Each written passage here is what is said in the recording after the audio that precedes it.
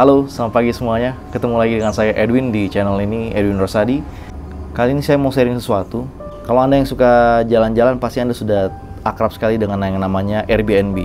Jadi Airbnb adalah suatu platform yang dibuat untuk para pemilik properti pribadi melakukan listing di sana untuk menyewakan propertinya kepada para wisatawan ya. Jadi ini sangat berguna sekali sebetulnya sebagai alternatif dari hotel ataupun bagi Anda yang ingin merasakan sensasi tidak tinggal di hotel ya saat di luar negeri, tapi tinggal di rumah pribadi residential. Jadi ya Airbnb sangat bermanfaat sebetulnya.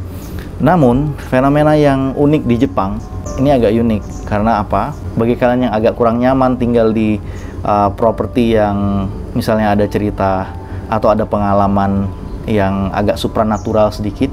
Nah, ini kalian mesti dengar. Di Jepang sendiri ada suatu peraturan yang dinamakan dengan Jikobuken. Jadi Jikobuken ini mungkin pronunciation saya salah, tapi intinya Jikobuken. Jadi peraturan Jikobuken ini adalah peraturan yang mewajibkan seluruh pemilik properti untuk memberitahukan kepada pemerintah jika sebelumnya di properti tersebut terdapat kejadian kematian yang tidak wajar. Apa itu kematian yang tidak wajar? Kematian yang tidak wajar adalah suatu kematian yang di luar normal, contohnya bunuh diri, ataukah kecelakaan, dan juga adanya kejahatan di dalam properti tersebut sehingga menyebabkan kematian kepada pemilik properti atau orang yang menempati properti tersebut. Salah satu contoh lain adalah kematian yang tidak diketahui atau lonely death, karena banyak sekali warga Jepang itu yang tinggal sendirian hingga akhir hayat hidupnya tanpa keluarga, tanpa pendamping, tanpa anak. Jadi kadang-kadang mereka tidak ketahuan ya sakit dan meninggal di properti tersebut. Ini juga salah satu kategori yang harus dilaporkan. Dan juga kematian-kematian yang tidak wajar lainnya. Termasuk di dalamnya adalah kegiatan lain yang tidak wajar. Contohnya misalnya ada sekte, aliran-aliran sesat, pemujaan setan dan lain-lain. Itu pun termasuk di dalam kewajiban dari peraturan ini untuk propertinya melaporkan kegiatan yang terjadi di sana. Pemilik properti yang terstigma tersebut ketika dia akan menyewakan properti ini atau menjual properti ini baik kepada calon penyewa atau pembeli ataupun agen real estate juga wajib memberitahukan kepada calon pembeli tersebut. Di Jepang sendiri, ketika telah terjadi suatu kematian yang tidak wajar di propertinya, maka properti tersebut otomatis harganya akan jatuh.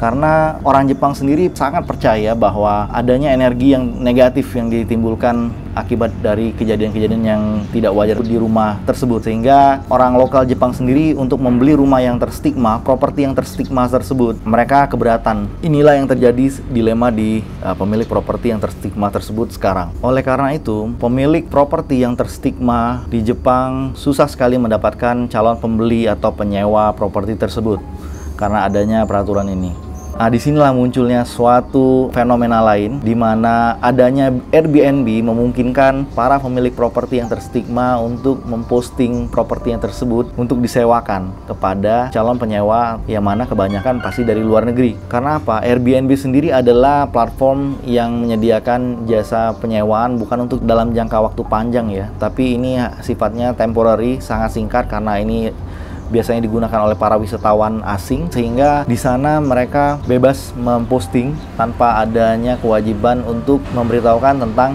Jikobuken ini kepada calon penyewa. Makanya hati-hati, bisa jadi properti yang Anda tempati di Jepang tersebut melalui Airbnb adalah properti yang terstigma atau properti yang memiliki cerita horor sebelumnya karena kejadian kematian yang tidak wajar tersebut. Nah, gimana caranya supaya tahu bahwa properti tersebut terstigma atau tidak? Di Jepang ada satu komunitas yang membuat satu website namanya oshimalan.com. Saya taruh linknya di description di bawah. Jadi, oshimalan.com ini menyediakan satu database yang lengkap tentang properti-properti yang terstigma di Jepang. Sebetulnya ini tidak hanya di Jepang, tapi di beberapa negara lain. Akan tetapi, karena ini diciptakan oleh komunitas di Jepang, jadi ini memuat tentang properti-properti yang terstigma di Jepang. Jadi, kalau Anda membuka website oshimalan.com, maka Anda akan menemukan satu map yang mana Anda bisa zoom in sampai dengan ke negara tujuan Anda, ya ini misalnya Jepang. Di Tokyo Anda zoom in lagi, Anda akan bisa melihat ada tanda ikon api. Nah, itu yang menandakan bahwa di daerah tersebut terdapat properti yang terstigma. Jika Anda klik ikon tersebut, maka akan muncul record tentang kejadian apa yang terjadi di properti tersebut. Jadi ini sangat membantu bagi Anda yang agak parno ya tentang hal-hal seperti ini. Gimana caranya Anda tahu? Jadi ketika Anda ingin memesan Airbnb, Anda akan diberitahukan alamatnya di mana. Jadi Anda klik oshimalan.com dan Anda masukkan, Anda copy dan Anda paste alamat dari Airbnb tersebut ke dalam oshimalan.com. Maka begitu Anda enter, jika memang terdapat properti yang terstigma di daerah tersebut atau memang properti yang alamat yang Anda masukkan tersebut adalah properti yang terstigma, maka akan muncul di sana. Tapi recordnya ini dalam bahasa Jepang.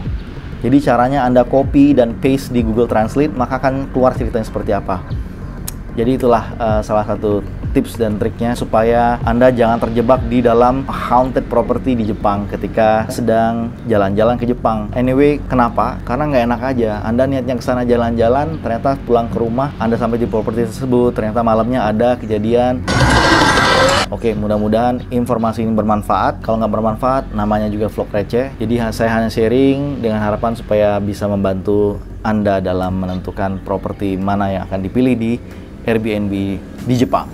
Oke, terima kasih banyak sudah join di vlog receh ini. Kita nantikan vlog receh berikutnya, atau mudah-mudahan COVID-19 sudah selesai, jadi kita bisa traveling lagi ke tempat-tempat yang ajib. Dan stay safe buat semuanya, stay healthy, take care of your family, dan take care of yourself. Bye-bye.